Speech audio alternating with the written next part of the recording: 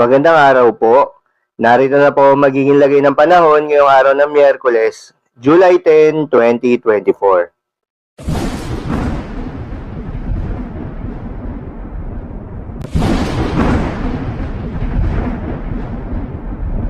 Sa kasalukuyan na tayong sa pag-asa, patuloy pa rin nakakaapekto itong Intertropical Convergence Zone o ITZZ o yung salubungan ng hangin na nanggagaling sa Northern at Southern Hemisphere at nakakaapekto sa may Southern Luzon, Visayas at Mindanao. Kaya naman nasaan yung maulap na kalangitan na may kalat-kalat na mga pagulan at pagkidlat pagkulog. Habang easterlies o yung mainit na hangin galing sa karagatang Pasipiko at mga localized thunderstorms naman ang nakakaapekto sa nalalabing bahagi ng ating bansa. Dahil dito, asahan yung bahagyang maulap hanggang sa maulap na papawirin na may mataas na tsansa ng mga pagulan o thunderstorms pagsapit ng hapon hanggang sa gabi. Magandang balita naman dahil ayon sa pag-asa ay wala tayong binabantayan na bagyo o low pressure area sa loob at labas ng ating Philippine Area of Responsibility na maring makaapekto sa ating bansa. Ngunit sa ating long-range forecast nga ating pinapakita ng forecast model na ating ginagamit, ay posibleng may dalawang sama ng panahon ang mabuo sa mga susunod na araw. At base na rin yan sa tropical cyclone threat potential na inilabas ng pag-asa. Posibleng yung isang sama ng panahon ay mabuo sa may silangang bahagi ng ating bansa at lalapit sa Visayas at Luzon bilang isang mahinang bagyo o isang low pressure area lamang. At yung ikalawang sama ng panahon nga na posibleng mabuo ay sa may West Philippine Sea at bahagyang liliko pakanluran patungo sa Vietnam o di kaya naman sa China.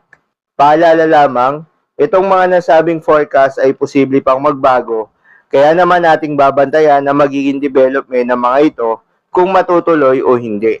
Patuloy lamang magantabay sa mga update na ating ilalabas at ng pag-asa.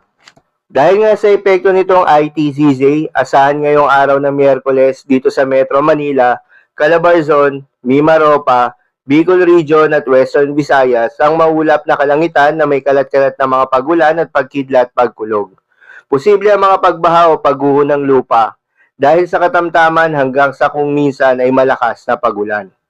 Habang sa Central Luzon ay asahan naman yung maulap na kalangitan na may kalat-kalat na mga pagulan at pagkidlat pagkulog.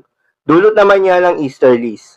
Posible rin ang mga pagbaha o pagguho ng lupa dahil sa katamtaman hanggang sa kung minsan ay malakas na pagulan. Sa nalalabing bahagi naman ng Visayas at Mindanao ay asahan naman yung bahagyang maulap hanggang sa maulap na papawirin na may kalat-kalat na mga pagulan o pagkidlat pagkulog. Dulot din niya ng ITZZ. Posible rin ang mga pagbaha o pagguho ng lupa during severe thunderstorms. Habang sa nalalabing bahagi naman ng Luzon, ay asahan yung bahagyang maulap hanggang sa maulap na papawirin na may kalat-kalat na mga pagulan o pagkidlat pagkulog. Dulot naman niya ng mga localized thunderstorms. Posible rin ang mga pagbaha o pagguho ng lupa during severe thunderstorms. Madalas nabobuo ang mga thunderstorms sa ito tuwing hapon o gabi na maaaring magtagal ng 1 hanggang 2 oras. Ingat sa mga posibleng pagbaha o pagguho ng lupa during severe thunderstorms. Ugaliin rin na magdala ng payong pananggalang sa mainit na araw at posibleng pag-ulan sa hapon o sa gabi. Para naman sa lagay ng mga dagat baybayin, ayon sa pag-asa ay wala namang nakataas na gale warning sa anumang seaboards ng ating bansa. Kaya naman malayang makakapamalaot yung mga kababayan nating mangingisda at yung may mga maliliit na sasakyang pandagat. Asahan ang banayad hanggang sa katamtaman ng mga pag-alon. Ngunit iba yung pag-iingat pa rin lalo na kung meron tayong offshore thunderstorm activity.